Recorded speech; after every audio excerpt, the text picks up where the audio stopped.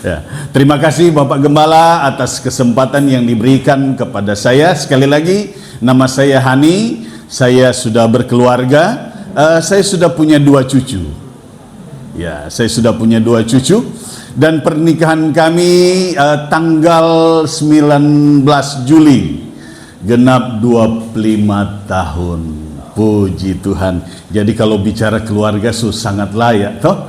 Ya. Saudara yang kekasih di dalam Tuhan, bahwa saya senang sekali masih ada kesaksian yang dibuka untuk supaya kita diberkati oleh Tuhan. Karena saya ingat waktu pelayanan di Papua dulu, kesaksian dihentikan. Dihentikan kenapa? Karena ini Pace, ini bapak satu kalau bersaksi sedikit aneh lah. Dia bersaksi begini, saudara-saudara yang kekasih di dalam Tuhan, ini yang terjadi, ini bukan mob. Dia bilang begini, tadi malam saya mendapat penglihatan. Kalau sudah dapat penglihatan kan orang senang dengan penglihatan. Dia cerita, penglihatan yang saya lihat saya, istri saya, anak-anak saya terangkat ke surga. Oh jemaat, puji Tuhan. Saya lihat juga itu Bapak Pendeta, puji Tuhan kalau ada Bapak Pendeta tuh, Pak Pendeta, Ibu Gembala, anak-anak terangkat ke surga. Yang parah ini saudara. Tapi saya lihat itu saya ipar-ipar. Papa mantu, mama mantu tidak ada. Pulang gereja saudara bertengkar. Pak C satu bilang, memang cuma kopi surga kan? Kita juga ditebus oleh Yesus Kristus. Ternyata tersinggung karena cuma bilang tidak ikut terangkat ke surga. Saudara percaya nanti terangkat ke surga? Haleluya. Saudara yang kekasih dalam Tuhan, hari ini mungkin saya akan menyampaikan firman Tuhan. Kalau boleh kasih tema, bagaimana kita respon informasi atau berita. Dari berita apa saja yang kita dengar, itu akan menentukan iman kita dibangun atau tidak. Mari kita membuka Yesaya pasal yang ke-7. Yesaya pasal yang ke-7 ayat 1 sampai ayat yang ke-4. Saya baca buat saudara, saudara nanti baca ayat 2 ya. Saya baca ayat 1. Yesaya dan Raja Ahaz. Dalam zaman Ahaz bin Yotam bin Usia Raja Yehuda, maka Resin Raja Aram dan Peka bin Remalia Raja Israel maju ke Yerusalem untuk berperang melawan kota itu, namun mereka tidak dapat mengalahkannya.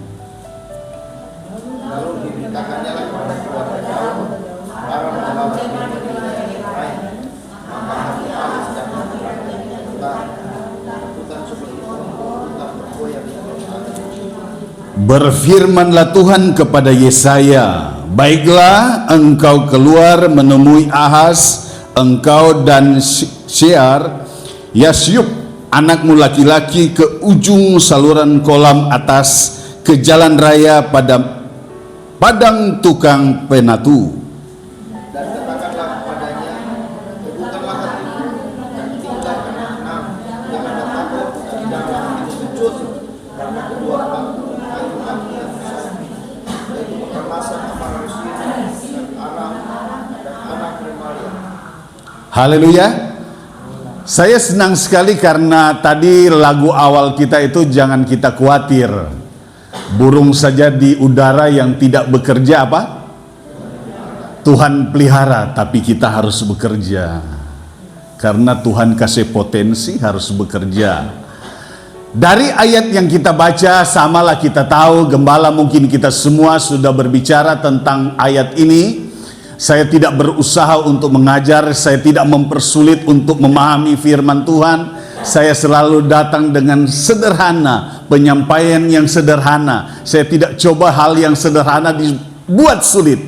Saudara, dari apa yang kita dengar lewat YouTube, video pendek, pesan-pesan WA yang kita dengar hari-hari ini bisa saja mengguncang iman kita. Bahkan pertengkaran terjadi, seperti bangunan yang sebenarnya bagus sudah tersusun, tapi karena berita-berita yang kita dengar, bangunan itu bisa runtuh.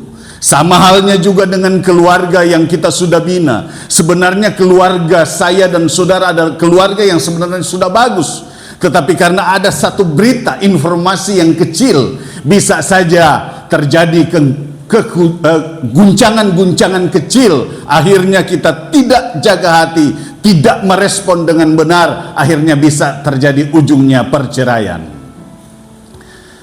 Berita apa seringkali buat bingung, termasuk berita yang kita dengar. Banyak pendeta pendapat di YouTube tentang firman Tuhan, adu argumentasi di YouTube, merasa lebih hebat daripada pendeta yang lain. Pendeta satu sudah khotbah, dia tambah lagi, salah pendeta ini. Buat jemaat bingung dengan informasi-informasi yang ada. Dan berikut tentang perpuluhan juga. Begitu bingung jemaat mau kasih di mana perpuluhan. Sebelum saya lanjut, saya kasih tahu gini. Saya bersyukur karena gembala saudara tidak taruh beban berat saya untuk khotbah hari ini. Kenapa? Karena ada pendeta bawa-bawa pesan. Tahu tuh? Dia bawa-bawa pesan, tolonglah ngomong karena jemaat kayaknya kurang hargai. Istri saya dialah yang penginjil. WA masuk, tolong melayani di gereja ini. Dia daftar khusus. Saya tidak sebut siapa namanya. Kayaknya saya tidak dihargai oleh jemaat dan bla bla. Saya bilang, wow, kenapa seperti ini? Beban untuk yang khotbah. Tapi hari ini saya bersyukur beban itu tidak ada. Itulah saudara harus bersyukur punya gembala seperti Pak Jerry. Tidak ada pesan-pesan khusus. Bicara masalah perpuluhan bingung tuh. Informasikan itu yang kita terima. Saudara bicara perpuluhan, muka saudara agak tegang dengan saya ini. Aduh. Yang banyak protes itu rata-rata saya 18 tahun pengembalaan. Orang yang suka protes masalah keuangan, orang itu yang tidak suka memberi sebenarnya. Maafkan ya, saya dalam pelayanan saya yang ada di Papua. Bingung, ada yang bertanya, Bu, Pak, di YouTube ini perpuluhan mau bawa kemana? Dijawablah, terserah di mana Tuhan taruh di hati. Saya memberitahu, Alkitab sudah jelas berkata, bawalah persembahan perpuluhan di mana? Oh haleluya. Bawa di mana? Di rumah Tuhan. Masa pendeta langsung bilang terserah jangan lawan firman, sudah tertulis. Bawa di rumah Tuhan. Di mana engkau digembalakan, bawa di situ. Masa makan di pit, bayar di Losari? Betul enggak saudara? Saudara terima firman Tuhan dari gembala, dari semua. Waduh, kasihan kan saudara? Oke, saya tidak terlalu lama di situ. Informasi apa yang membuat kita mungkin ketakutan? Untuk anak-anak muda, siapa belum menikah di sini? Angkat tangan apa-apa. Yang so menikah jangan angkat ya, yang so menikah. Yang belum? Hah? Takut angkat tangan expire kah? Saya mau beritahu, di dalam Tuhan tidak ada expire. Bukan artinya saudara bisa menikah, belum tentu. Kalau saudara menikah untuk apa? Pak Beni bilang cuma untuk siram bunga kah? Menikah bukan cuma soal itu. Untuk hubungan intim cuma sekian 15%, paling tinggi 25%. Yang belum menikah dengar baik ya, pesan ini, dengar berita ini. Adam, siapa yang suruh nikah? Adam siapa yang suruh nikah? Hah? Informasi, Tuhan yang suruh. Tapi di sisi lain ketika Tuhan menciptakan langit dan bumi kan, termasuk manusia, Tuhan sudah bilang begini, sungguh amat baik. Apa Adam stres pikir-pikir, aduh tidur dengan siapa? Adam itu belum jatuh loh dalam dosa, sibuk. Saya nak mengajar, saya cuma mau beritahu, kesendirian Adam di situ. Adam, arti kata sendiri sudah komplit, utuh. Itu sama dengan kasihilah dirimu sendiri, itu sama, sudah komplit, utuh sebenarnya. Pak Jerry mulai bingung sedikit, ini orang teologi juga, jadi harus hati-hati ya. Maksudnya saudara dengar berita kan aneh, hidup ini macam dipaksakan untuk menikah. Ada temanku mulai stres, umur berapa, apalagi perempuan, 50 tahun Pak. Kalau ada yang tanya tinggal ya ini kan gitu, tinggal aku berserah, ya kan gitu. Padahal kesendirian pun engkau tidak masalah sebenarnya. Kau tidak ada amin? Saya ulang, kesendirianmu sebenarnya tidak masalah, asalkan engkau jadi anak Tuhan yang komplit. Engkau terima dirimu apa adanya. Macam mau kawin cuma tahu, oh Tuhan tolong saya mau siram bunga, nggak begitu. Susah hidup kalau begitu. Apalagi akhir zaman begini, Tuhan semua datang sendiri yang bagus, supaya tidak ada yang nebeng, toh. Saudara kira nak bebanmu angkat ke surga, pikir-pikir satu di samping, anak-anak, badan lesu berat. Nah, yang berat yang tersinggung. Saya pe istri juga berat. Saya pe istri itu 119 kilo pernah. Nah, sebelum saya lanjut di situ, saya bilang, anak-anak muda dengar baik, kalau engkau di dalam Tuhan kau komplit. Kalau kau dengar informasi ini, engkau akan hargai dirimu.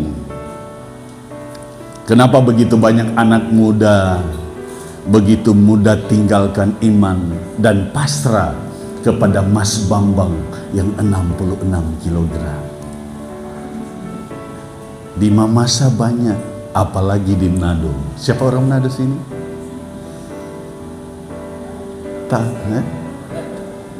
Tinggalkan tinggalkan iman rela demi Mas Bambang 66 kilogram. Habis Pak sudah kerja, bodinya juga, waduh, DP perut 6 double Pak. Iya kan gitu. Sayang anak muda kalau tinggalkan Tuhan. Informasi lagi, perjanjian baru berkata, anak muda, engkau melebihi bintang-bintang di dunia, termasuk bintang film. Betul. Kenapa kita berharga? Karena Yesus telah mati untuk saya dan saudara. Itu yang membuat kita berharga. Makanya anak muda bilang sama diri sendiri, bilang, jangan jual murah, sebut namamu dan bilang, cuma haga-haga, lihat-lihat, orang bilang haga, lihat-lihat saya, bilang, bicara sama diri, saya berharga di mata Tuhan. Oh haleluya, mantap informasi itu. Wah, kembali ke firman. Sebenarnya ayat 1 kita tahu bahwa setelah bangsa dipilih raja-raja, dan raja-raja itu melakukan dosa persinahan, artinya menyembah Allah lain di luar yang disembah oleh Abraham, Ishak dan Yakub, itu persinahan. Ketika Tuhan lihat raja-raja serong semuanya berbuat dosa, terpecahlah kerajaan ini menjadi dua. Kerajaan Israel dan kerajaan Yehuda bagian selatan, itu kata firman Tuhan. Nah, bisa bayangkan saudara, bersatulah kerajaan Israel Utara gabung dengan Raja Aram untuk perang Yehuda, yang cuma 2 suku kalau tidak salah, Yehuda dan Benyamin. Dari kisah ini ayat 1 berkata begini, mereka berperang melawan Yehuda tapi tidak dapat mengalahkannya. Itu kan berita baik. Mereka tidak dapat mengalahkannya, berarti Yehuda yang kecil itu menang melawan sekutu ini. Tapi herannya, mereka sudah alami mujizat Tuhan. Dengar informasi ayat yang kedua, mereka ketakutan seperti pohon di mana? Di hutan yang ditiup angin. Itu berbicara tentang kegelisahan yang amat berat. Padahal informasi, berita yang pertama bahwa mereka sudah alami mujizat Tuhan. Mereka menang. Tapi kenapa manusia begitu mudah untuk ketakutan? Berarti informasi itu penting. Mempersiapkan diri, merespon setiap informasi yang kita dengar itu sangat penting. Kalau tidak, itu sangat berbahaya. Ada satu perikop berbicara tentang dosa lidah, dosa perkataan. Itu kan informasi. Yakobus kalau tidak salah toh. Saya mungkin salah. Tapi kalau dokter THT itu mata apa ya? Mata, hidung. Tidak ada spesialis lidah ya. Ada baca enggak? Kalau betul ya, tidak ada spesialis lidah ya. Ada sop lidah. Kalau saudara mau makan coto, mau pilih lidah, ada. Jadi betapa penting. Anda mau dibangun, Anda mau runtuh, terserah kata-kata saudara sebenarnya. Saudara berbicara dengan diri sendiri atau dengar dengan orang lain, itu kan tergantung. Dengan kata-kata kita bisa tersinggung. Apalagi di Manado. Saya bawa istri saya di Manado, mau lanjut sekolah Alkitab di Languan, belanja pakaian. Lagi belanja begini kok dibilang begini, yang kok, oh itu saya kan mantan preman kecil di kampung, dia bilang begini sama istri saya, itu bagus buat ibu nyong kata. Tahu nyong? Anak laki-laki.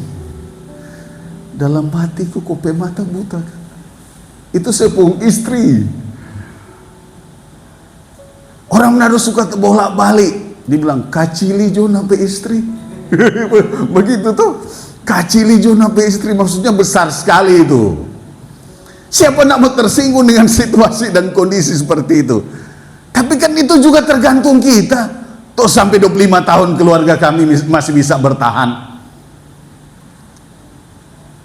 Saya baru dengar lagi ada ipar taruh di situ dengan hitung-hitungan Ibrani dan segala macam.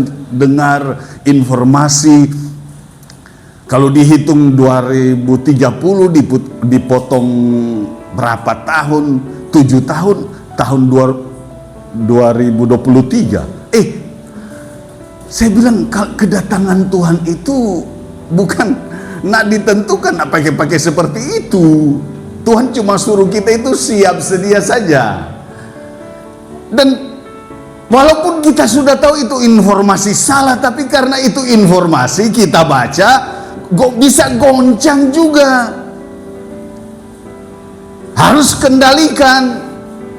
Tadi saya bilang bahwa ketika rumah tangga kita baik dengan informasi,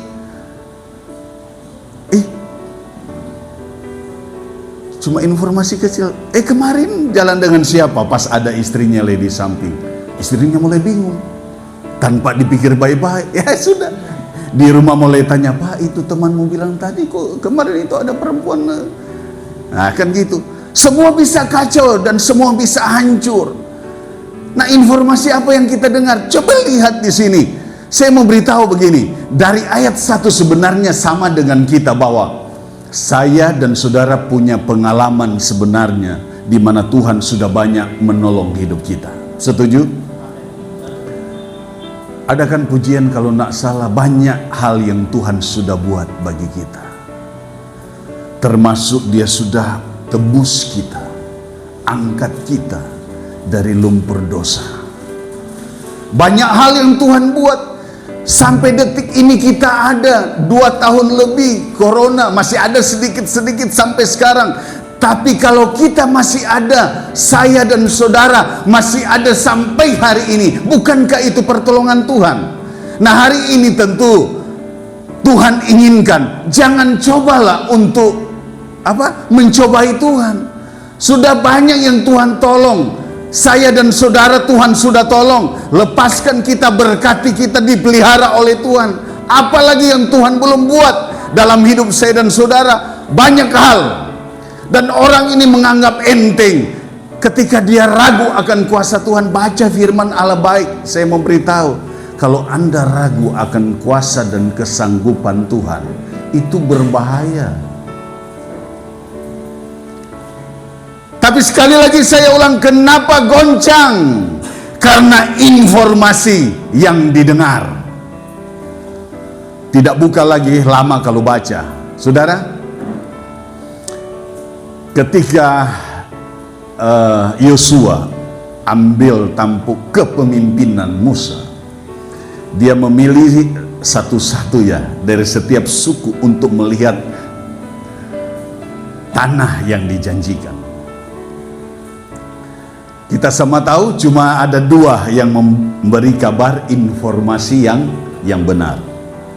Yang 12 itu firman Allah berkata, mereka menyampaikan informasi atau kabar busuk. Mereka bilang mereka orang enak, itu mereka yang di sana makan sesama saudara mereka. Orang besar-besar, para raksasa.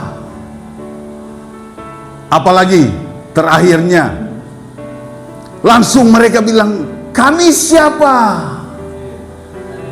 Kami hanya belalang.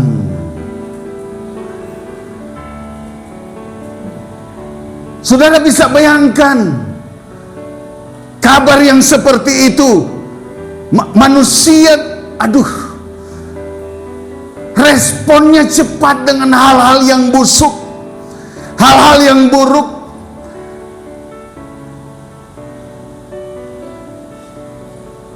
Giliran kebenaran tidak langsung direspon dengan benar. Mereka menyampaikan kabar busuk. Sudah jelas firman Allah katakan. Apakah sebenarnya kabar itu salah? Benar, mereka memang orang besar. Tapi bukankah Tuhan kita jauh lebih besar? Karena itu sudah dijanjikan, tanah itu sudah dijanjikan. Saudara bisa bayangkan, datanglah karena Yosua, sakit, panas dengar berita itu. Tampillah Yosua dan Kaleb, orang-orang yang benar. Realita memang mereka lihat, tapi mereka dikuasai otak mereka dengan informasi firman Allah. Yang ada di otak Yosua dan Kaleb adalah janji firman Allah yang termeterai dalam hati. Betul enggak? Ketika mereka dengar, mereka lihat memang kenyataan seperti itu, memang besar. Tapi mereka bilang begini, negeri itu akan diserahkan kepada kami, dan kami akan duduki negeri itu. Haleluya. Asalkan kamu jangan berubah setia, tetap percaya kepada Tuhan. Informasi apa? Firman diulang-ulang setiap minggu. Kita dengar di YouTube mungkin. Kenapa kita dikalahkan dengan informasi yang melemahkan kita? Pak Jerry dan mungkin tim pelayanan sudah sampaikan, jangan khawatir. Kenapa harus khawatir? Wajar, saya juga pernah khawatir. Tapi serahkanlah kekhawatiranmu kepada Tuhan, dan Dia akan bertindak. Wah, ketakutan informasi didengar, maka hati Ahas dan hati rakyat gemetar ketakutan. Waduh, kalau sudah seperti ini tidak bisa berbuat apa-apa. Saya ketakutan pernah lihat realita hidup. Informasi dilihat oleh mata waktu di lautan.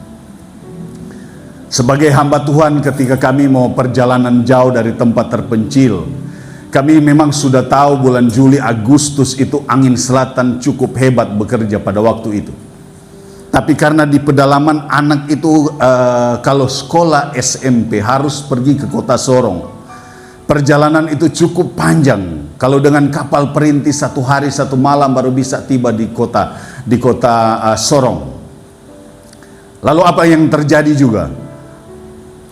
Ketika saya berdoa, saudara tahu, jujur, di hadapan jemaat saya berkata, sekalipun gelombang dan ombak, saya tidak takut. Mantap tuh kalau didengar. Paling jemaat, haleluya, puji Tuhan, pendeta saya beriman dahsyat luar biasa. Urapilah speedboat yang kami naik itu.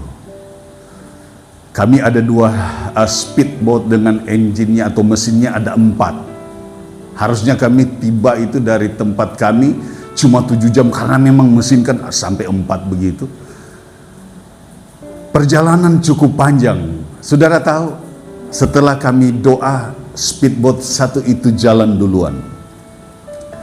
Setelah dia sudah jalan, kami dari belakang. Kami coba lihat mana speed yang 1 perjalanan ini, tak? Orang Papua sudah terlempar, dihantam, sudah di samping, sudah nggak bisa lagi. Orang sudah turun. Pikirku bahwa kami juga akan balik dan tidak melanjutkan perjalanan.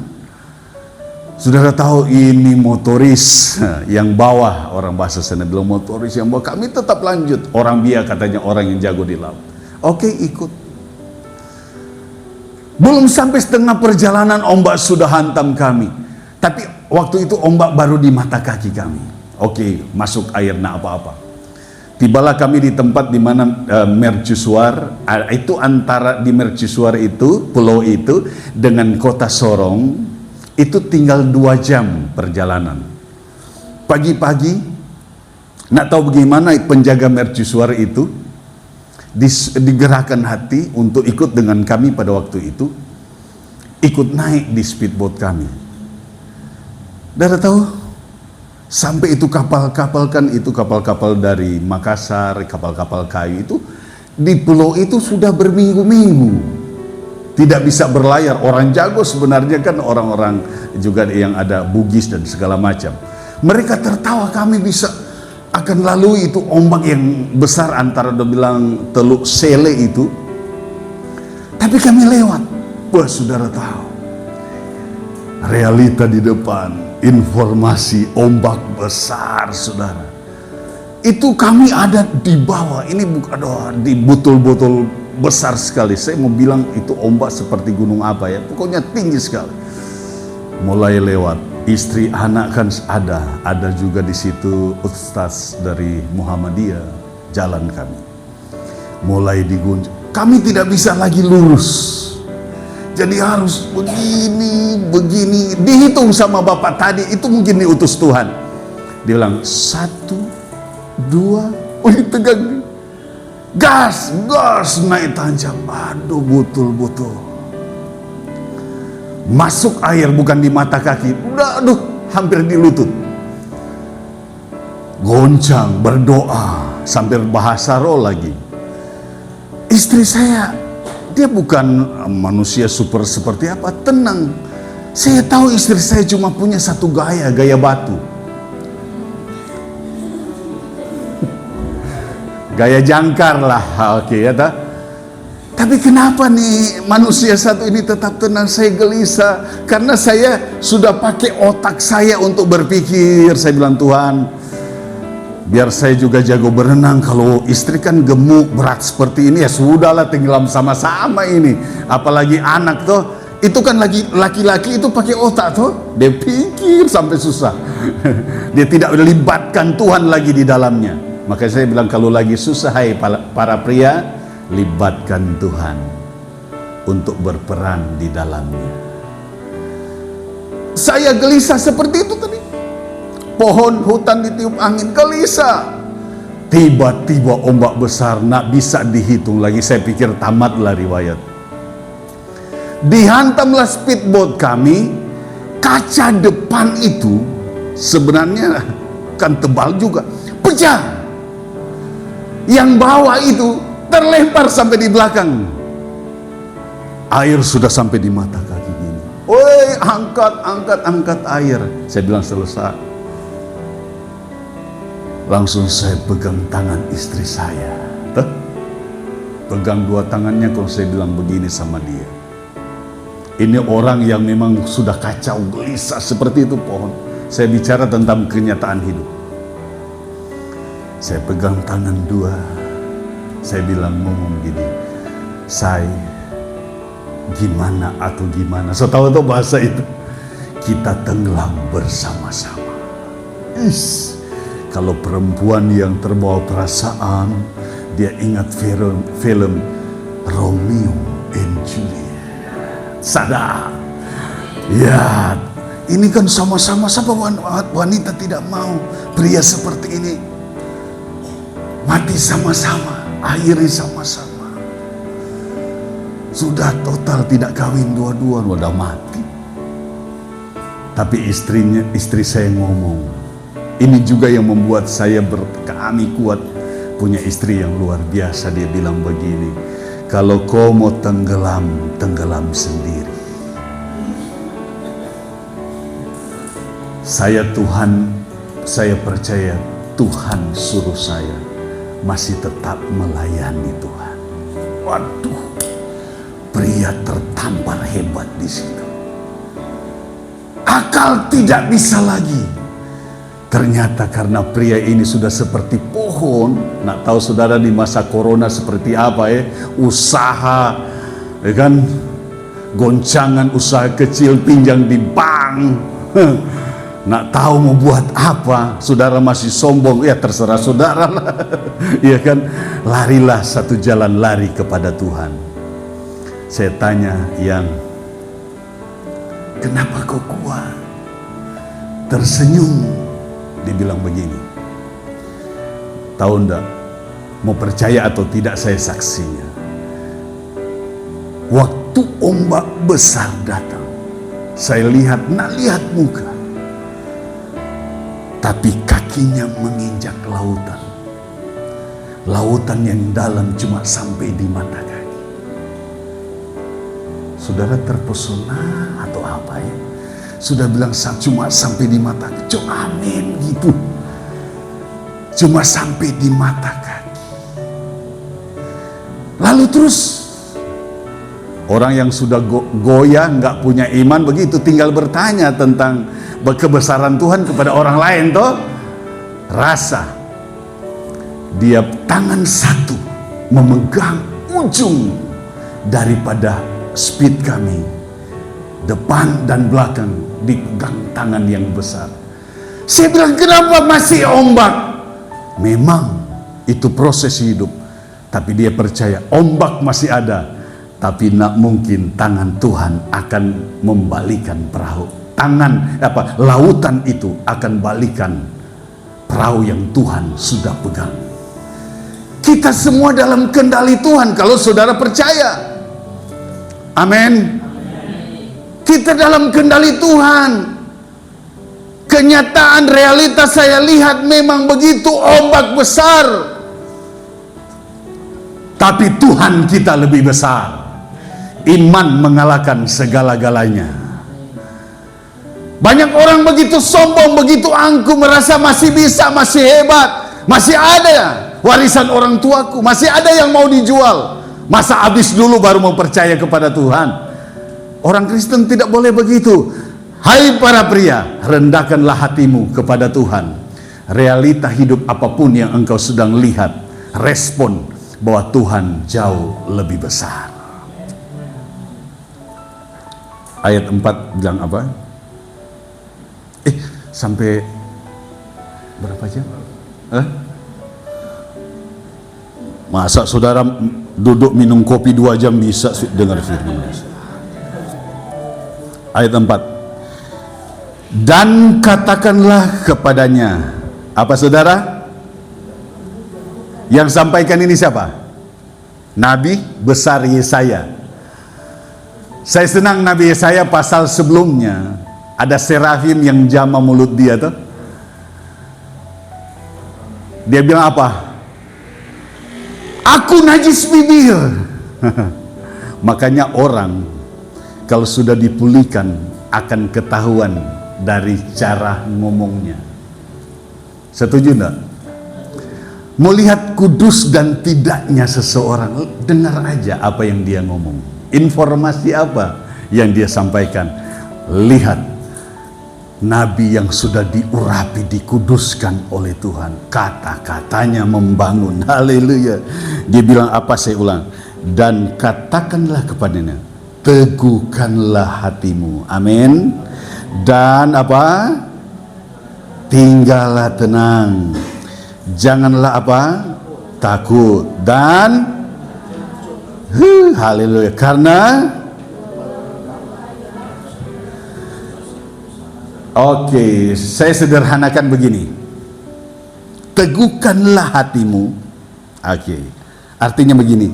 Amati masing-masing diri kita sendiri. Saya cepat saja supaya ada. Tinggallah tenang. Bahasa aslinya saya langsung dengan artinya, istirahatlah. Jangan terganggu dengan realita yang sedang terjadi. Amin. Jangan takut. Jangan mau dikuasai oleh ketakutan.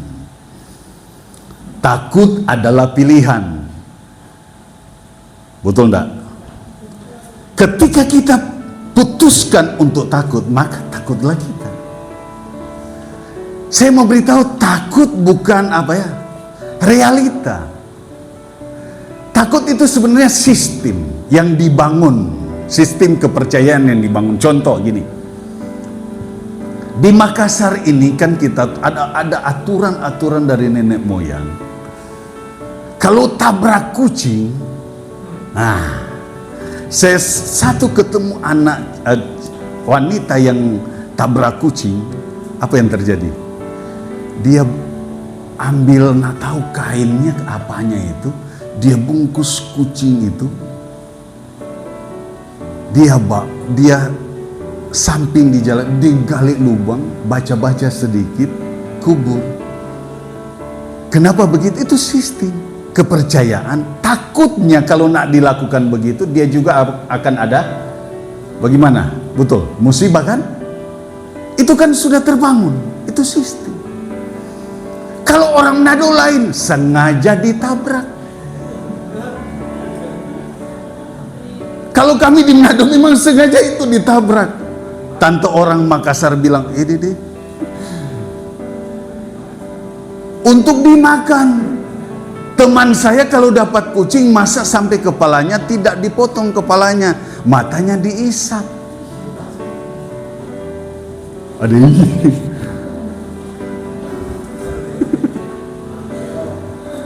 Haleluya, haleluya. Orang Manado keterlaluan. Ada yang bilang begini, orang Manado itu, orang Jawa bilang makan semua ya. Orang Manado bilang kalau Tuhan tidak larang, kamu juga aku makan. Nah, begitu. Itu semua dimakan ya. Tergantung, Batak juga punya lain, cara masaknya berbeda. Ya kan? Jangan bangun sistem seperti itu. Realita apa yang sedang kita hadapi, memang kenyataan seperti ini. Saya nak mau takutkan saudara. Dunia semakin susah, tapi kalau kita percaya tentang kebenaran firman, Tuhan bilang umatnya akan dipelihara oleh Tuhan. Terus bagaimana? Caranya bagaimana? Supaya kita tetap enjoy, kita tetap tidak takut, tetap beriman. Caranya gimana? Roma pasal yang ke-10-17 bilang begini, kembalikan saja iman timbul, berarti harus robah. Dengar apa? Dengar firman, dengar kebenaran. Itu yang betul. Haleluya. Saudara tahu ada perempuan di Alkitab yang disebut pelacur, sampai dicatat di dalam silsilah Yesus. Rahab. Waktu bangsa Israel keluar dari tanah Mesir, waktu mereka dalam keadaan terjepit, orang Manado bilang tagepe, Ya toh? Di samping gunung, samping juga gunung, di belakang ada apa? Tentara Firaun. Di depan ada apa? Ada laut. Wah, mantap sekali. Tuhan bilang apa? Pukul laut itu pakai tongkat toh. Sebenarnya salah juga, tongkat. Cocoknya tongkat itu kan diambil hantam anjing. Kalau orang Manado, orang Toraja, orang Batak, tongkat pukul anjing. Tapi kalau seperti itu yang Tuhan suruh, lakukan saja. Lalu perempuan ini dan rakyat Yeriko, saudara tahu, mereka dengar berita itu, informasi itu. Dan Alkitab mencatat mereka sangat ketakutan. Bahkan firman Allah berkata, mereka gemetar dengar informasi bagaimana Tuhan menolong melepaskan bangsa Israel. Gemetar. Kita dengar firman Tuhan biasa aja, dengar Tuhan bicara biasa aja, tidak ada respon, malah main HP, malah main game di dalam gereja. Gila kita sekarang ini. Semua emosi kita. Acuh, giliran susah cari Tuhan, giliran susah marah Tuhan, dengar firman Tuhan cuek. Perempuan pelacur dengar firman Allah gemetar. Bangsa Yeriko dengar firman Allah gemetar. Maka tak heran firman Tuhan bilang, kalau perang mereka kelilingi saja berapa? 7 kali. Itu tembok Yeriko tebalnya deretan 8 kereta kuda. Kalau tidak salah 12 sampai 13 meter. Itu bukan rubuh ke samping, itu tertancap sampai ke tanah. Kalau rubuh ke samping mati bangsa Israel. Ya logika kan begitu. Yang saya mau beritahu buat saudara, pelacur dengar firman Allah gemetar. Rahab dengar firman Tuhan gemetar. Makanya Rahab mengerti siapa Tuhan Israel. Iman timbul dari pendengaran akan firman Allah. Orang Kristen dengar firman Tuhan mau sembuh, mau diberkati, nak punya lagi rasa hormat akan firman Allah. Kok mau diberkati? Mau dipulihkan Tuhan? Hargai firman Tuhan. Anak-anak muda, tolong kalau lagi dengar firman Allah, jangan main game. Mungkin kalau masih lihat WA, nomor telepon masih bisa, mungkin ada darurat, masih bisa. Main game di dalam gereja, gila. Saya bilang, ini mau jadi apa anak-anak muda seperti ini? Saya bisa pastikan anak muda ini akan jadi apa. Bisa loh. Terlalu muda orang ini akan tinggalkan Tuhan. Tertawa lagi, terbahak-bahak, hina lagi firman Tuhan. Apa itu firman Tuhan? Coba aja. Saya mau lihat kau jadi apa. Saya mau beritahu buat saudara, saya ada berdiri hari ini karena topangan firman Tuhan. Saya bergerak karena topangan firman Allah. Bahkan bumi yang kita diami ini karena topangan firman Allah. Firman adalah dasar hidup. Lama kita jadi orang Kristen, dengar firman Allah. Kenapa tidak muncul iman? Terlalu sombong kita. Minta disembuhkan, minta diberkati. Apa kekristenan begitu? Iman timbul dari pendengaran akan firman. Saya tadi bersyukur, saya juga dengar khotbah di televisi. Mau saya bicara, saya kebelet ke kamar mandi. Tapi karena saya tahu ini poin penting, saya bukan tahan saudara untuk tidak ke kamar mandi, silakan aja. Tapi saya pribadi, saya bilang terima kasih Tuhan. Tuhan masih taruh rasa haus, rasa rindu akan kebenaran firman Allah. Saya tahu ini poin Bapak Roni, siapa itu yang khotbah. Saya juga pengkhotbah, saya bilang, Tuhan terima, ini poin penting, tolong saya belum selesai dulu. Saudara percaya firman Allah adalah kekuatan saya dan saudara? Mau diberkati, mau tetap kuat, firman Allah yang menguatkan saya dan saudara. Wow. Saya goncang, saya bisa tinggalkan Tuhan kalau firman tidak berakar dalam saya. Makanya tak heran Roma pasal 12 ayat 2 berkata, pembaharuan budi. Sistem di mana iblis, memang setan itu nak punya kekuatan, tapi tipu dayanya menghantam pikiran saya dan saudara. Jalan keluar, firman yang harus diisi kembali dalam cara berpikir saya dan saudara. Tidak ada cara lain untuk tetap kita kuat di dalam Tuhan. Firman Allah. Saudara mau gimana? Solusi cuma ada dalam firman. Firman Allah yang menguatkan hidup kita. Dia menjelma juga menjadi manusia. Dia adalah firman Allah.